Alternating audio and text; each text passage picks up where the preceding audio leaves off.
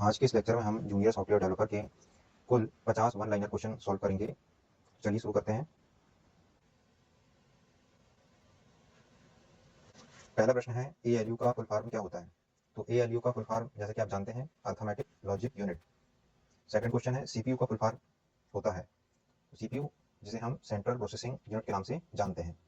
प्रश्न number 3 RAM का full form होता है। रैम जैसा कि आप जानते हैं ये कंप्यूटर की अस्थायी मेमोरी होती है। इसका फुल फॉर्म होता है रैंडम एक्सेस मेमोरी।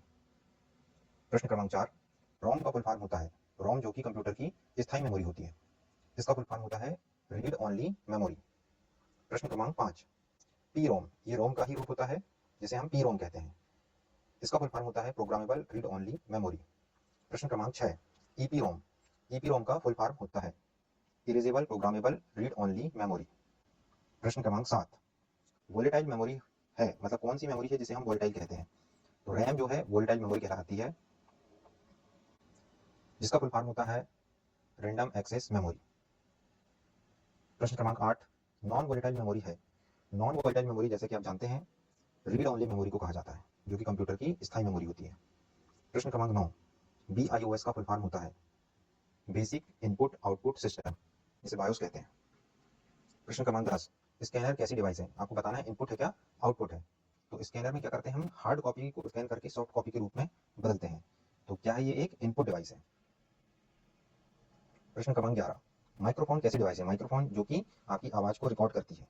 तो जो ले रहे हैं वो क्या है भाई इनपुट है ना। जो हम कंप्यूटर को देते हैं या किसी डिवाइस को देते हैं वो इनपुट कहलाता है, और जो डिवाइस हमें देता है वो आउटपुट। तो माइक्रोफोन क्या हुआ, क्योंकि ये हमारी आवाज को रिकॉर्ड कर रहा है, तो ये एक इनपुट डिवाइस है। प्रश्न क्रमांक 12 वेब कैम कैसी डिवाइस है। वेब कैम से क्या होता है, जो आपके कंप्यूटर होता है उसके ऊपर टॉप साइड पे एक कैमरा लगा होता है जो आपके चेहरे को कैप्चर करता है, फेस को कैप्चर करता है। तो कहीं ना कहीं वो भी कुछ ले रहा है आपसे, तो ये भी कैसी डिवाइस है इनपुट डिवाइस है। प्रश्न क्रमांक 13 OMR, आपने एग्जाम में OMR सीट भरी होगी जिसमें आपने गोला कार्य किया होगा। तो ये OMR जो डिवाइस रहती है वो आपके जो काले गोले हैं उसे ही आइडेंटिफाई करती है। तो इसका फुल फॉर्म क्या होता है ऑप्टिकल। प्रश्न क्रमांक 14 OCR का फुल फॉर्म होता है ऑप्टिकल कैरेक्टर रिकॉग्निशन। प्रश्न क्रमांक 15 MICR, MICR का फुल फॉर्म होता है magnetic ink character recognition. MICR क्या होता है चेक में जो नंबर होते हैं ना, जो मैग्नेटिक इंक से लिखा जाता है उसको पढ़ने के काम आता है ना। तो जहां तक इसका यूज जो होता है वो बैंकों में होता है। मॉनिटर कैसी डिवाइस है। मॉनिटर जैसे कि आप जानते हैं ये एक आउटपुट डिवाइस है, क्योंकि ये हमें क्या करती है आउटपुट प्रदान करती है। प्रश्न क्रमांक 17 CRT का फुल फॉर्म होता है CRT, ये होती है कैथोड रे ट्यूब। प्रश्न क्रमांक 18 LCD का फुल फॉर्म होता है लिक्विड क्रिस्टल डिस्प्ले। प्रश्न क्रमांक 19 LED का फुल फॉर्म होता है लाइट इमिटिंग डायोड। प्रश्न क्रमांक 20 प्रिंटर कितने प्रकार के होते हैं। जैसे कि आप जानते हैं प्रिंटर दो प्रकार के होते हैं, इंपैक्ट प्रिंटर और नॉन इंपैक्ट प्रिंटर।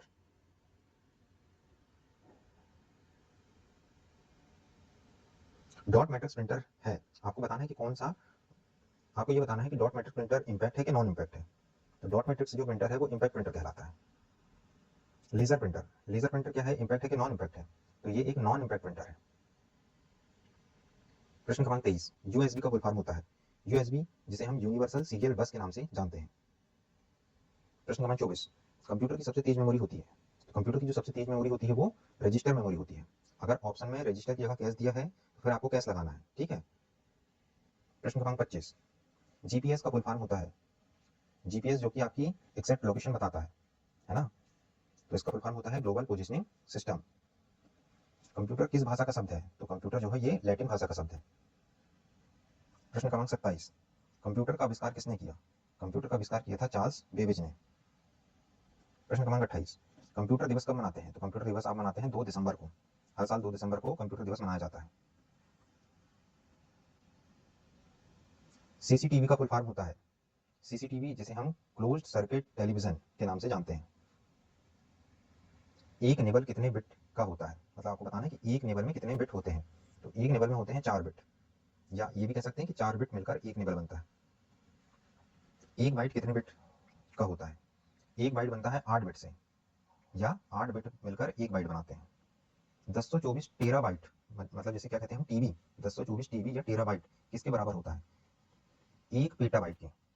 एक पेटाबाइट बराबर है 1024 टेराबाइट। एक मेगाबाइट जिसे हम एक MB कहते हैं, एक MB कितने केबी से मिलकर बनता है। तो 1024 केबी से 1 मेगाबाइट बनता है, जिसे केबी मतलब किलोबाइट, 10 तो 24 किलोबाइट बराबर है 1 मेगाबाइट के। बीसीडी का फुल फॉर्म होता है बाइनरी कोडेड डेसिमल। प्रश्न क्रमांक 36, ASCII का फुल फॉर्म है, क्या होता है? American standard code for information interchange. American standard code for information interchange. EBCDIC का फुल फॉर्म होता है extended binary coded decimal interchange code. Extended binary coded decimal interchange code. Binary number system का base होता है, आपको बताना है जो बाइनरी नंबर होते हैं उनका बेस मतलब आधार क्या होता है, तो इसका आधार होता है 2।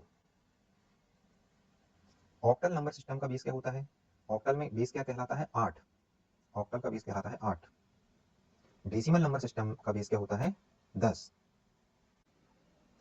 हेक्साडेसिमल नंबर सिस्टम का बेस क्या होता है? हेक्साडेसिमल जिसमें हम क्या करते हैं 0 से लेकर 9 तक गिनती लिखते हैं, उसके बाद से कैरेक्टर लिखते हैं, तो इसका जो बेस होता है वो होता है 16। हेक्साडेसिमल नंबर सिस्टम में एक की संख्या का प्रतीक है, जैसे मैंने बताया था आपको 0 से लेकर 9 तक लिखते हैं, इसके बाद ABCDE इस तरह से 16 0 से लेके काउंट होते हैं, तो E जो है वो कहलाता है 10। बाइनरी एडिशन, अभी टेबल हम आपको दिखाएंगे, ये टेबल आपने देखा होगा जिसमें सम और कैरी, मतलब जब 2 बिट को जोड़ते हैं तो उसकी सम क्या होता है और कैरी क्या आती है। अगर ये टेबल आपको याद है तो इसके बाद जो अगला सवाल है वो आपसे बन जाएगा। इसमें आपको बताना है 1001 और 0101 का बाइनरी एडिशन क्या होगा। तो इसका जो बाइनरी एडिशन होगा 110 होगा। कैसे होगा इसका सॉल्यूशन देख लेते हैं। जैसे कि हम जानते हैं 1001 को हम क्या कहते हैं? 9 कहते हैं। इसी तरह 0101 को हम कहते हैं 5, और 9 और 5 मिलकर कितना होता है? 14 होता है ना। तो 14 कैसे हुआ, आपको इतना ध्यान रखना है कि इससे पहले जो हमने टेबल देखे हैं बाइनरी एडिशन की, उसी के अकॉर्डिंग ही नंबरों को जोड़ा जाता है। अब देखते हैं बाइनरी सब्ट्रैक्शन की टेबल। इस टेबल को आप ध्यान से दीजिए और इसके बाद अगले प्रश्न का उत्तर दीजिए। अगला प्रश्न है 110 और 1010 का बाइनरी सब्ट्रैक्शन क्या होगा। तो इसका आंसर आएगा 10100, मतलब इसे संख्या में क्या कहेंगे हम, ये लिखा है 4। इसका सॉल्यूशन चेक कर लेते हैं। 1110 को हम लिखते हैं 14, इसी तरह 1010 को लिखते हैं हम 10। जब आप 14 में से 10 घटाएंगे तो आंसर कितना आएगा? 4 आएगा, according to binary subtraction table. Data की सबसे छोटी इकाई होती है बिट। कंप्यूटर में डेटा किस रूप में स्टोर होता है? तो मशीन कोड। मशीन कोड मतलब 0 1। कंप्यूटर कैसी लैंग्वेज समझता है? 0 और 1 की। और ये कंप्यूटर डेटा की सबसे छोटी इकाई भी क्या कहलाती है? बिट। बिट मतलब भी क्या? 0 और 1। डेटा को मशीन कोड में बदलने की प्रोसेस क्या कहलाती है? कोई भी डेटा है उसको आप मशीन कोड में बदल रहे हैं, मतलब जैसे मान चलो आपने किसी का नाम लिखे कीबोर्ड से, अब उसको आप मशीन कोड में प्रोसेस कर रहे हैं, तो वो कहलाती है एनकोडिंग। ठीक है। रंग कोड के लिए कितने बिट यूज होती है? तो जो भी रंग कोड होते हैं, अपने कलर होते हैं, उनके लिए 24 बिट यूज की जाती है। कौन सी संख्या प्रणाली अपने प्रतीक का प्रतिनिधित्व करने के लिए अक्षरों का यूज करती है? तो कौन करती है? जैसे कि अभी हमने देखे थे हेक्साडेसिमल में 0 से लेकर 9 तक तो गिनती लिखते हैं, पर उसके बाद से A जो कि 10 को रिप्रेजेंट करता है, इसी तरह क्रम से चलता है। ठीक, तो हेक्साडेसिमल इसका सही आंसर होगा। तो ये थे आपके 50 क्वेश्चन, इन्हें आप अच्छे से रिवीजन कर लीजिए। धन्यवाद।